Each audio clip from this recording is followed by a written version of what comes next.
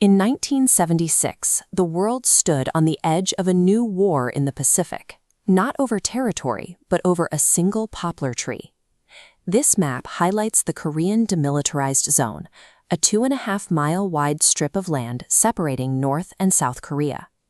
In the middle sits the Joint Security Area, a highly volatile pocket where forces from both sides stand practically face-to-face. In August of that year, a massive poplar tree had grown thick enough to block the line of sight between two Allied checkpoints. A small, unarmed crew of American and South Korean soldiers went out with a ladder and a few hand axes to trim the branches. They hadn't been working long when dozens of North Korean guards rushed the site, demanding the pruning stop immediately. The American commander refused and ordered his men to keep working. The North Korean guards snatched the pruning axes straight from the crew's hands and attacked. In the melee, 2 American officers were hacked to death.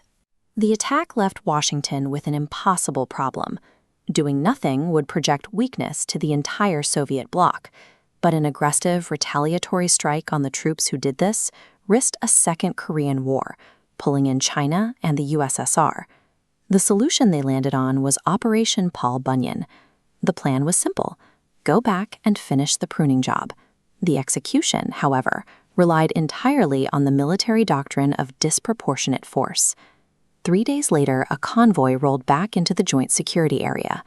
Only this time, the pruning crew was backed by combat engineers, platoons of heavily armed infantry, and a 64-man South Korean Special Forces unit made up of black belts in Taekwondo.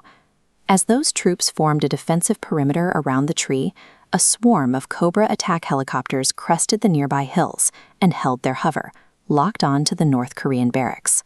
And flying directly overhead, deliberately low enough to be clearly seen from the ground, were 3 B-52 bombers. These massive aircraft had been rerouted straight from Guam, loaded and fully capable of delivering nuclear payloads.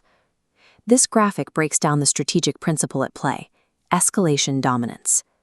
By responding to a border skirmish with enough immediate firepower to level a small country, the U.S. forced their opponent's threat level to stay exactly at 0. Every helicopter, bomber, and infantryman was carefully placed to create total psychological paralysis. The observers looking across the border had to understand that any physical movement on their part meant instantaneous annihilation. Yet, for all the terrifying hardware filling the sky, the most intense part of the standoff was quietly unfolding in the dirt below. Underneath the roar of the bombers, the combat engineers stepped up to the trunk of the poplar tree and started their chainsaws. A few yards away, heavily armed North Korean guards rushed out of their barracks.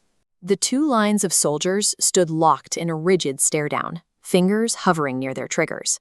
What the guards couldn't see were the elite U.S. Special Forces, hidden entirely out of sight, radio in hand, waiting to saturate the area with artillery fire if a single round went off. The engineers holding the chainsaws knew this. They had been given a very specific, lethal set of orders from command before stepping into the zone. If the shooting started, they were told not to run for cover.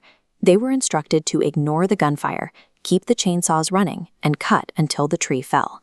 The mission became an ultimate test of nerve, placing a few soldiers directly in the crosshairs to demonstrate American resolve. 42 minutes after the chainsaws started, the poplar tree finally cracked and crashed heavily to the ground. Not a single shot was fired. Facing an overwhelming display of force that eclipsed everything they had available, the North Korean military simply watched the tree fall and stood down. The standoff ended as quickly as it began. Within hours, North Korean leadership issued a formal statement expressing regret over the initial violence, an almost unheard-of diplomatic concession from Pyongyang. By coordinating bombers, artillery, and ground troops without ever pulling a trigger, the United States forced a surrender through psychological pressure alone. Operation Paul Bunyan proved a core paradox of modern military strategy. Sometimes the surest way to prevent a conflict from erupting into a global war is to look your opponent in the eye and show them exactly how you plan to win it.